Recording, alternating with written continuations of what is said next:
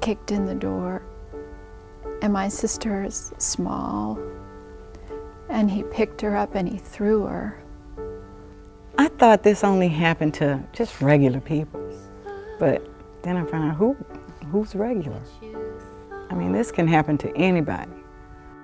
When you first began, He always had a mean streak in him, which I guess I chose to look the other way. I was in an abusive relationship for 10 years. I ran out of the house, and he jumped in the car, and he was chasing me down the street in his van. it's not going to stop. He was a charmer. They just saw him bringing flowers home, and they was like, oh girl, you know, you have everything. You know, he's such a gentleman. Oh, he was incredibly charming. He was brilliant.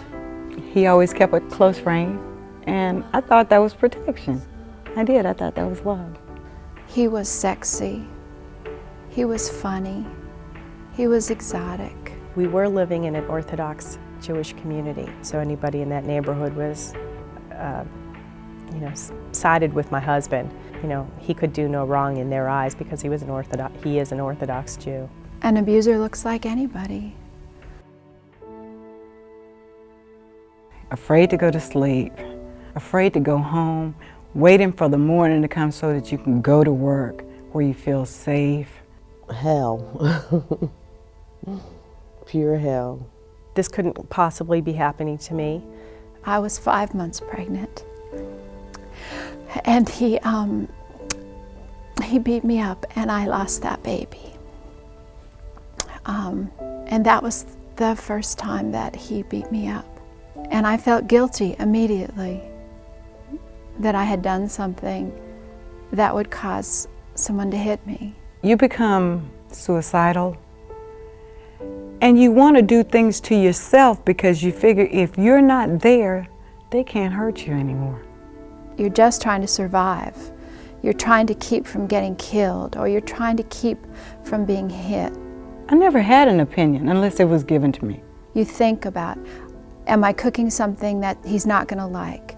You know, am I taking too long?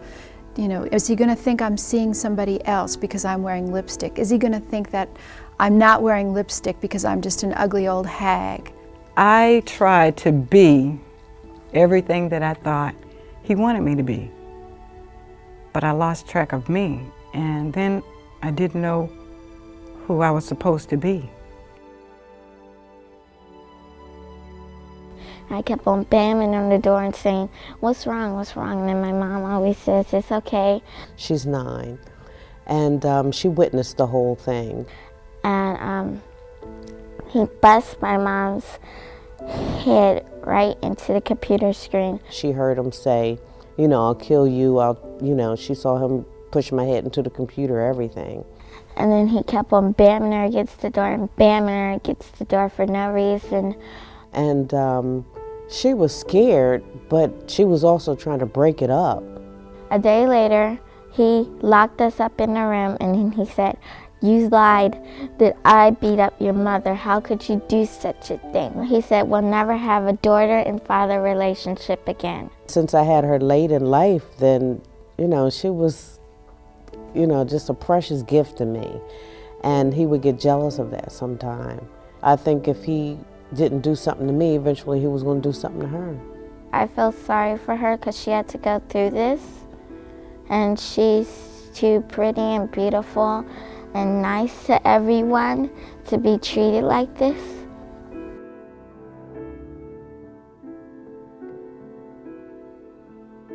My problem was I didn't know how to get out. I felt like I had failed. My mother tried to stop him, and he punched her. And then I went with him because I didn't want my mother to be hurt.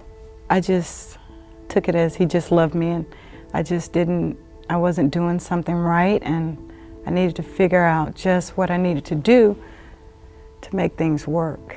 And the police came. They stopped him and took him to jail. And he was out in a few hours, and he came back. Last time he found us through our social security numbers. He went onto the internet in the library, found our addresses, and then he came. I went all the way across the country and to my brother's house, and he called my brother's house and said if he had to come to New Hampshire to get me, that I would be dead, and I knew that was true. I was ashamed. You know, you have to confess that you stayed in this relationship and let somebody abuse you. So I went outside and sat on the stoop in front of their house because I didn't want them to make a mess in their house, and I didn't want them to be hurt. And I asked one of them to keep an eye on my son. So I was sitting in front of the house, and they came out and said, "What are you doing?" And I said, "Eddie's going to come and kill me." And I didn't want anybody else to get hurt. And they said, "You're a battered woman. You can stay out here if you want, or you can come inside and we'll protect you." And so I chose to go inside.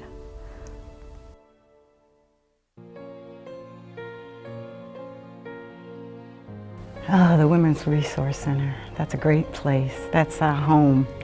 Home away from home. The Women's Resource Center provides a safe place for women and their children to go to escape from a violent relationship. They didn't have that much room, but they still took us in. And it just felt like I had died and went to heaven. When I first came to the Resource Center, actually I didn't even know anything about a Resource Center. I was trying to get out of a really bad situation. It was either get out or die. Having a confidential location where women can go and be supported, I mean, it saves lives. It's the most dangerous time in an abusive relationship is when you're trying to leave. I think I would have died that night if I didn't get help from the Women's Resource Center. If my dad tries to even contact us or come to our school or even try to phone call us, he'll go straight to jail because the Women's Resource Center made sure of that. I didn't know where to turn to get my son back, and they accompanied me to the courthouse that afternoon, and by later in the afternoon I was in a judge's chambers and he was signing off on it. If I didn't have their help, I know I wouldn't have had my son back that night. The legal program is important because it provides a way for women to stay in their own homes, for children to stay in their own neighborhoods, and the man is removed from the situation, the batterer is removed, which seems to me much more fair. Women shouldn't always have to run away and survive. More than half the women on my job were in the same situation. And I told the Women's Resource Center, and they had little pamphlets in every language that I took to my job. They have a session for children that's great because I really needed something for my daughter as well as for myself. And they had people there that could get her to open up. They're going to give you enough leeway to, so you can help yourself, but they are going to be there for you. And every step of the way. If you're hungry, they can find a place to feed you. If you need clothes, if you need furniture, if you just need to talk, they're there to listen. They have great ears. The reason why the Women's Resource Center is most important to me is because it really does support the women who are there. They gave me hope. They made me believe that I was a human being and that I did not deserve what I got.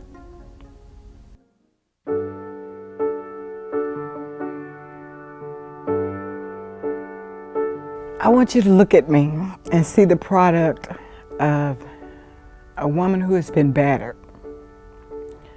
But I also want you to look at me and see a woman who had found shelter at the Women's Resource Center.